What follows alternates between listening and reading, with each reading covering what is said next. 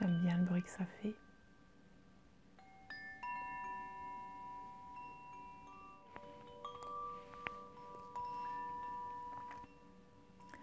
Et si vous fermez les yeux,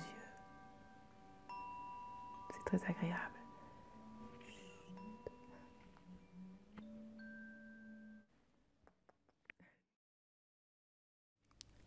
Coucou, c'est Hélène. Comment allez-vous? Aujourd'hui, j'ai envie de vous présenter mon bâton de pluie. Mon bâton de pluie, Rain Stick en anglais.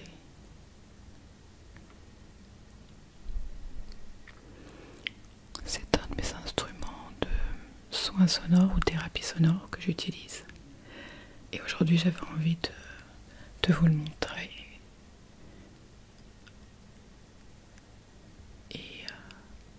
Et donc, j'en profiterai pour parler un petit peu du chamanisme, mais brièvement, tout simplement parce que c'est un instrument que j'utilise entre autres.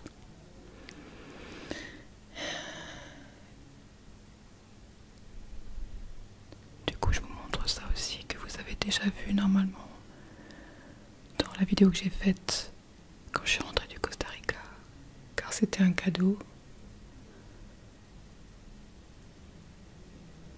pour mes sœurs.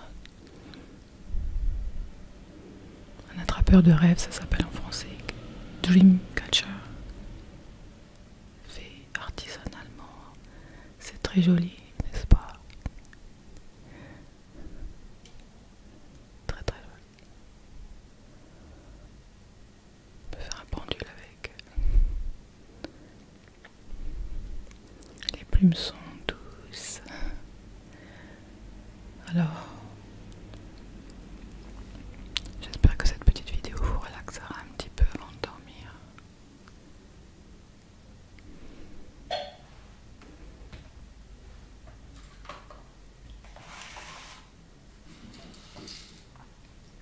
Voici le fameux bâton de pluie.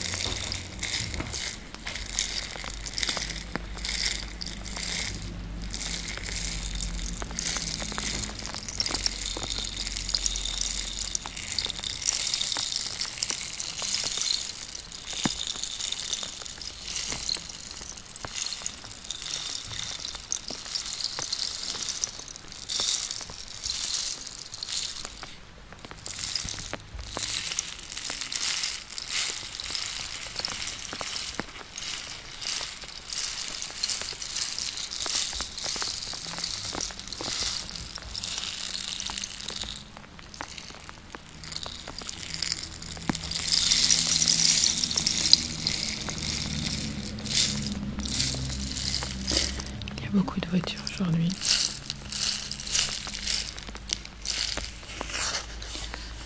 Donc ce bâton de pluie fait 50 cm et j'avais la possibilité d'en acheter un pareil à 1 mètre, mais ça ne me permet pas de voyager avec 1 mètre. Celui-ci fait 50 cm. Il rentre dans ma valise, même dans ma valise cabine, en le mettant un peu de pied comme ça. Donc c'était parfait. Sinon c'est sûr que plus c'est long, plus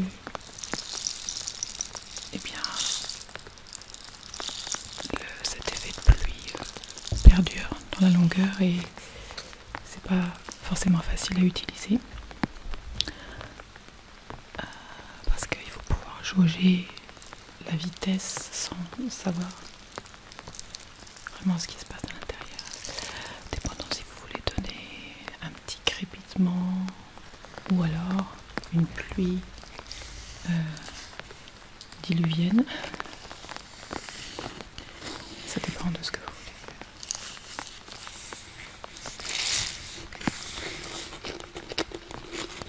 C'est joli, j'aime beaucoup.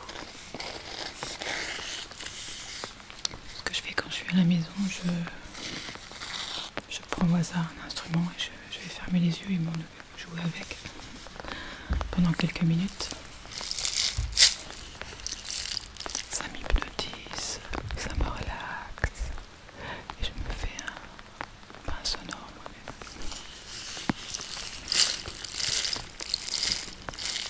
Quand je fais des sessions de thérapie sonore, j'utilise plusieurs instruments. Je fais comme une chorégraphie en fait.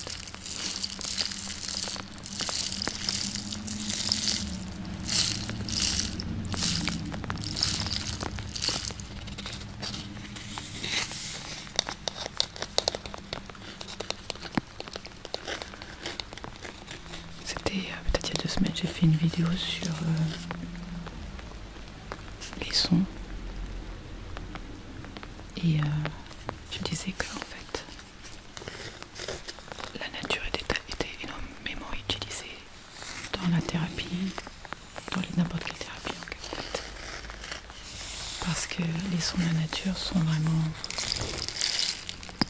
ce qu'il y a de plus à même de nous relaxer.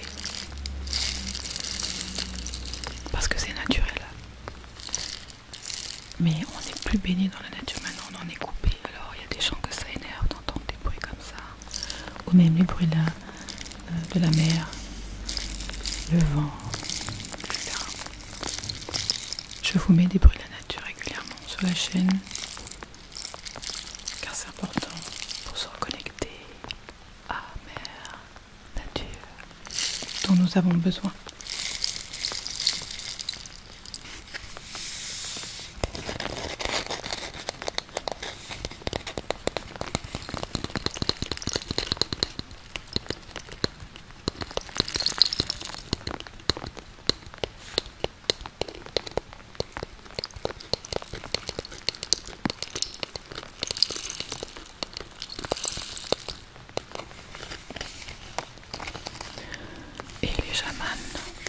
J'utilise beaucoup de choses comme ça, d'instruments qui mimiquent les bruits de la nature pour pouvoir entrer en transe, se relaxer, entrer en transe, appeler les esprits de la nature.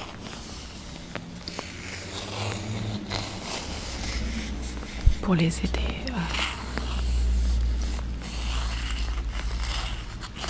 à trouver l'information propice qui aidera la personne qui fait appel au chaman.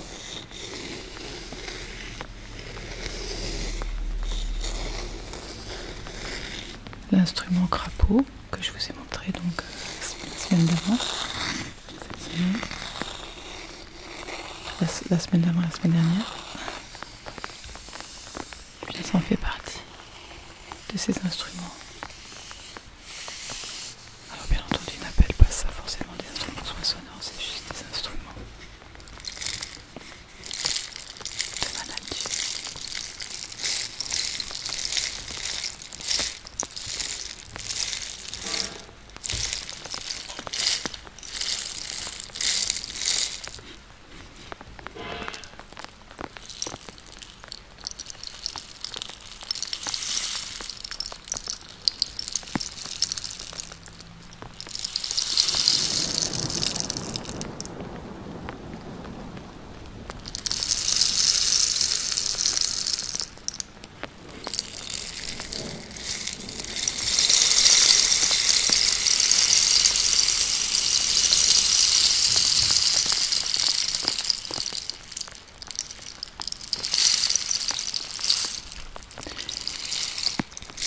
Imaginez si ça faisait 1 mètre, le bruit durait plus longtemps.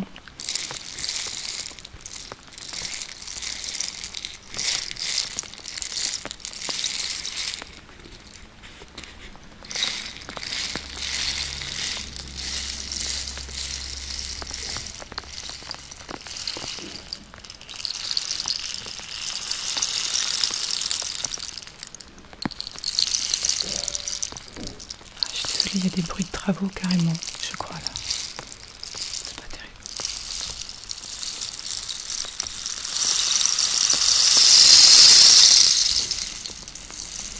C'était un peu fort là. Je me suis laissée emporter.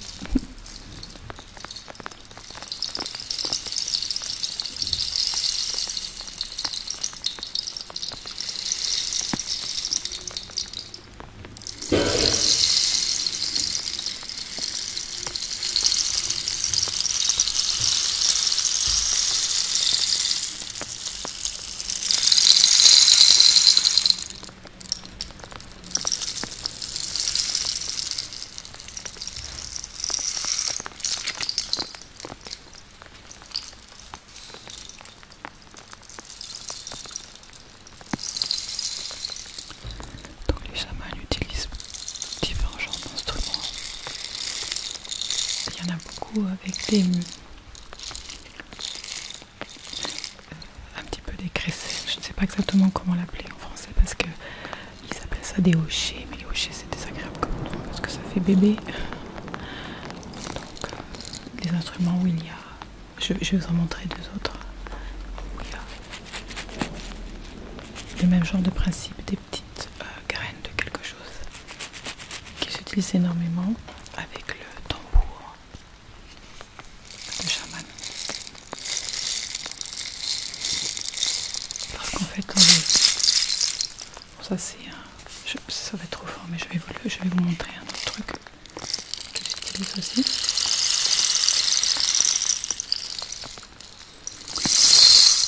Ah, c'est un peu fort là peut-être.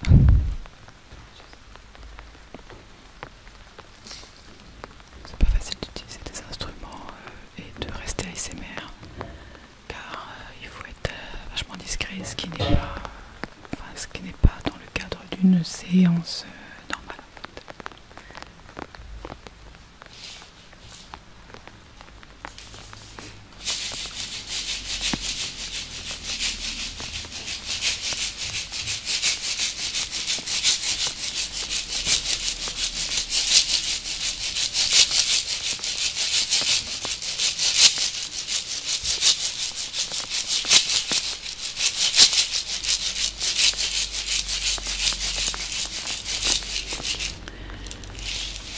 Donc c'est de ça dont je parlais, qu'on peut appeler une crécelle, même si c'est pas exactement, qui s'appelle un hocher.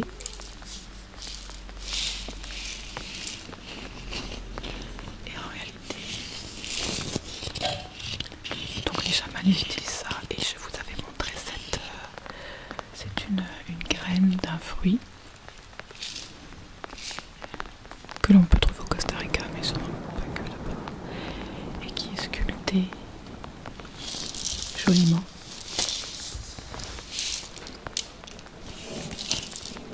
Costa Rica. Je sais pas si c'est à l'envers d'ailleurs. Bref. Et dans cette vidéo sur le Costa Rica que j'ai faite il y a un certain nombre de mois, et bien je voulais montrer à la base, quand je l'ai acheté, c'est une gourde, comme vous pouvez plus ou moins le voir. Donc j'avais acheté ça parce que je voulais une gourde naturelle. Mais bon bah, ce n'est pas très étanche. Du coup j'avais pas envie de l'abîmer. Et je me suis dit bah je l'utiliserai pour décorer ou mettre une bougie, ou on verra bien. Et bah, finalement, ce que j'ai décidé de faire, parce que j'ai constaté que les chamans avaient ce genre de choses, plus ou moins grosses. Et ils avaient un bâton au bout, alors je voudrais trouver un bâton pour pouvoir le remplacer le bouchon et que je puisse... voilà, il faut que je fasse un système qui colle bien parce que sinon ça va s'ouvrir. Et donc, ce que j'ai fait hier, c'est que j'ai mis dedans des lentilles corail, parce que je cherchais un son qui soit relativement léger, parce que si j'avais mis peut-être des graineries ou des haricots, ça aurait été beaucoup plus fort et intéressée, mais en tout cas complètement désagréable. Je me suis dit les lentilles, c'est relativement léger, vous voyez ce que je veux dire, donc j'ai mis ça dedans et je pense que c'est très bien. Et j'ai pas envie de fermer le bouchon avec de la colle forte parce que ça veut dire que je le condamne. Alors pour l'instant j'ai mis du scotch pour pas que ça s'ouvre et que j'en mette partout. Et donc je verrai bien comment je ferai. On verra bien. Je pense que j'aime bien le fait que c'est joliment décoratif et en même temps je peux l'utiliser dans mes séances. Mais c'est vrai que ça prend de la place dans un bagage. Donc à voir. Sinon je pourrais m'en procurer un plus petit. Il faudrait que je retourne au Costa Rica, cela dit. Chose que j'ai en tête de retourner aussi au Costa Rica à un moment donné. Mais pour l'instant, je vais aller en Inde au mois de mars jusqu'à nouvel ordre pour mes projets. Et ensuite, quand ce sera ok, eh bien, je ferai la même chose au Costa Rica, car je veux créer des ateliers et des retraites en Inde, genre une fois par an, et ensuite je vais faire pareil au Costa Rica ou en Amérique latine, on verra bien, etc. Ensuite j'ai des projets en France aussi, aux alentours de Pau, donc ça sera ma base de retraite et de conférences en France, et j'ajouterai des pays petit à petit.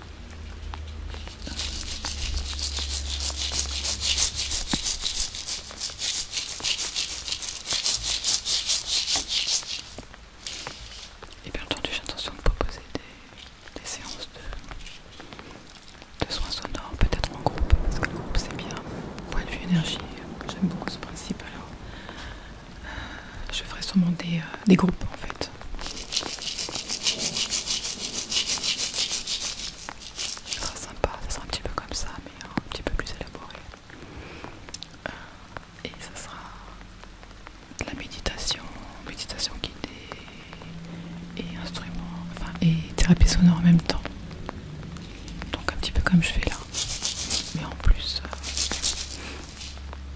j'aurai une chorégraphie, j'appelle ça une chorégraphie. Quand je faisais des massages professionnellement, j'appelais ça une chorégraphie aussi, le massage que j'ai écrit avec toutes les choses que j'avais envie de, comment dirais-je, de faire, parce que j'ai fait une chorégraphie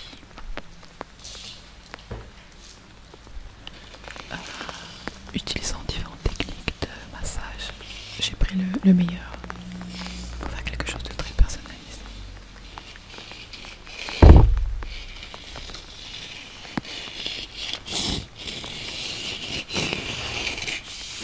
Donc c'est vraiment sympa. Vous voyez, donc si j'avais un bâton, ça me permettrait de pouvoir faire... J'ose pas parce que j'ai pas envie de mettre partout. Alors c'est vrai que ça ressemble à un hocher, mais hocher j'aime pas, il faudrait trouver un autre nom. Si vous savez comment ça s'appelle, tout ce qui est soi-disant hocher, mais pour, on va dire pour les adultes, à part Crécelle qui est un instrument très spécifique, mais on peut utiliser ce mot aussi un petit peu pour ça aussi. Donc si vous savez comment ça s'appelle en français, je suis preneuse. En anglais ça s'appelle rattle, mais en français hocher.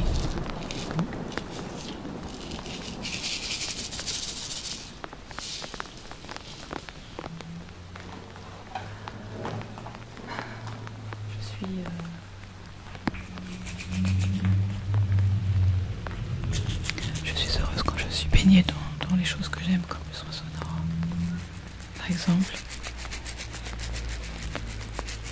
Car c'est quelque chose, en fait, il faut vivre avec constamment dans le son. Donc entre l'ASMR et le soin sonore, je suis constamment. Et je fais des méditations guidées. Donc je suis constamment là-dedans, dans ce milieu. Et je suis privilégiée et tellement heureuse d'avoir poursuivi mes passions. Déjà de les avoir découvertes et ensuite de les avoir poursuivies.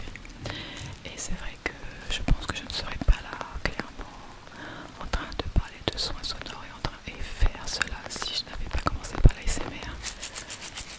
Parce que l'ASMR m'a ouvert les portes aux soins sonores en général, à la thérapie sonore. Alors merci à l'ASMR. Donc ça aussi, c'est un rocher cristal avec un son différent.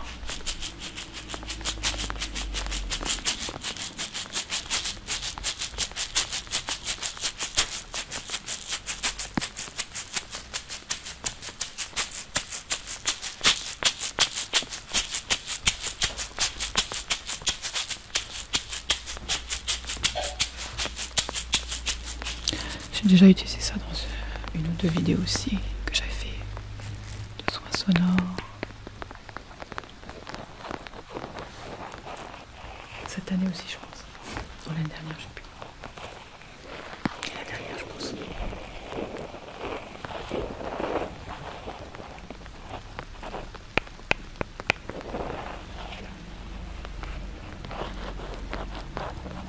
Et donc,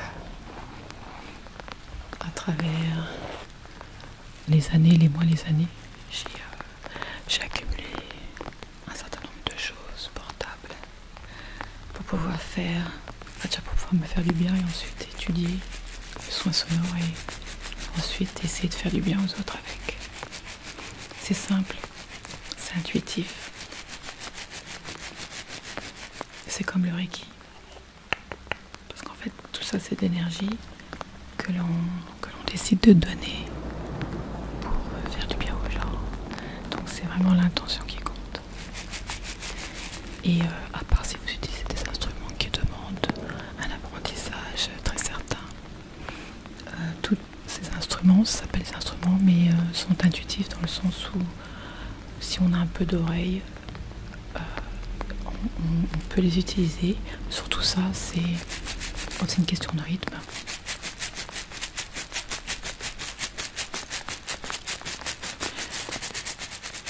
Donc c'est une question d'entraînement. Et sinon, d'autres instruments, c'est vraiment à l'oreille, on sent que c'est sympa ou pas. J'aime tout ça, c'est vraiment mon univers. Enfin, un de mes univers en réalité. L'autre étant le développement personnel, ou alors mon développement personnel et spirituel, qui est très important pour moi. C'est en fait devenu le but de ma vie. Il n'y a rien d'autre à faire, il n'y a rien à faire. C'est nous qui pensons il faut accomplir ci dans la vie. C'est pas vrai, c'est une illusion. On n'a rien à accomplir. La société a mis dans la tête qu'il fallait. Il n'y a rien à faire. Et enfin, non pas que je fais beaucoup en fait, mais dans le sens, je me prends pas la tête. Je crée ce que j'ai envie de créer, je fais ce que j'ai envie de faire, et je ne regarde pas la signification ou la valeur que cela a dans la société. Sinon, je ne ferais pas ça. Personne ne donne de valeur. Même mes parents, ils ne savent même pas comment expliquer ce que je fais. Alors ils disent que je voyage parce que j'ai pas vraiment de... Comment expliquer ce que je fais? Je fais un petit peu de tout, dans des domaines qui ne sont ni scientifiques, ni boulot que l'on peut rencontrer, de classique. Donc du coup, bon, c'est comme ça. Les parents, ils ont envie de dire « Ah, ma fille, elle est ici », mais moi, enfin, c'est pas que moi, parce que mes autres sœurs, elles sont pareil, en reconstruction de vie totale. Donc ils peuvent pas vraiment... c'est difficile à expliquer. C'est pas que c'est difficile, mais je crois que... comment dirais-je, quand on est focalisé dans cette illusion humaine, avec tous ces codes, ces règles et ces trucs, on a envie de dire que... Alors je dis pas que tous les parents sont comme ça, mais quand même, surtout peut-être la génération de mes parents, se sentent valorisés à travers des codes comme ça sociaux de travail, de valorisants, où il y a des boulots valorisants et d'autres qui ne le sont pas. Et ça, c'est une invention, une illusion qui crée beaucoup de misère chez les gens qui se sentent moins que rien quand ils ne sont pas je ne sais qui. Et donc il y a ce besoin de pouvoir expliquer de manière normale, parce que ces gens-là pensent que c'est normal de faire un truc normal dans la norme. Et du coup c'est difficile d'expliquer quel genre de... Enfin, je veux dire, à un moment donné, il y aura un nom sur le genre de choses que je fais. Mais en réalité, moi ce que je fais, je fais rien en particulier, tout en général, tout en général, tout ce que j'aime. Donc j'ai juste pris toutes les choses que j'aime faire et je les ai mis dans un paquet, donc ça n'existe pas en réalité, c'est personnel. Donc du coup il n'y a pas de titre, il n'y a rien de spécifique. Maintenant il pourrait dire que je suis artiste en méditation guidée par exemple. Et ça même c'est pas un truc valorisant parce que c'est pas quelque chose qui a un bon salaire ou qui a un titre, vous voyez, donc ça c'est pas non plus envie de le dire. Donc en effet faire des vidéos, c'est encore pire, je crois, ça n'a aucun sens. Je suis enseignante en ligne parce que j'ai des cours en ligne sur une application qui s'appelle Insight Timer. Même ça, enseignante en ligne, c'était pas enseignante d'école, donc c'est pareil, ça ne... Donc vous voyez, clairement. Et le soin sonore, c'est pareil, qu'est-ce qu'on va dire, le soin sonore? Tu es thérapeute en soins, en son.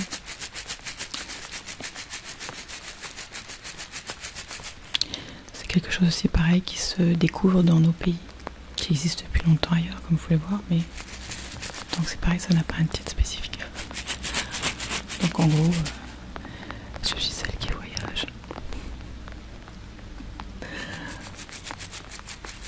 C'est pas grave, hein, je m'en fiche. En fait, c'est eux qui, peut-être, ça leur pose problème à eux, en réalité. Bon, je pense pas qu'ils en souffrent à ce point-là, mais je peux pas vraiment le savoir. Et moi, bien entendu, j'en souffre pas parce que je fais ce que j'ai à faire. Maintenant, il est possible qu'ils en souffrent parce qu'ils sont focalisés dans cette illusion humaine où les enfants, ils ont envie, ils préfèrent, si c'est possible, d'être fiers. Et être fier de ces enfants, ça serait dans un boulot qui soit à une valeur au niveau de la société, ou qui gagne bien, ou les deux, de préférence.